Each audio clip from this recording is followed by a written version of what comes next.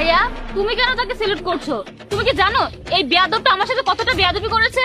আমার গায়ে হাত তুলেছে, আমি এদিক দিয়ে যাচ্ছিলাম আর সে আমার ভিডিও করেছে, আর আমি তাকে মারবো না? তারপর সে আবার আমার গায়ে হাতও তুলেছে।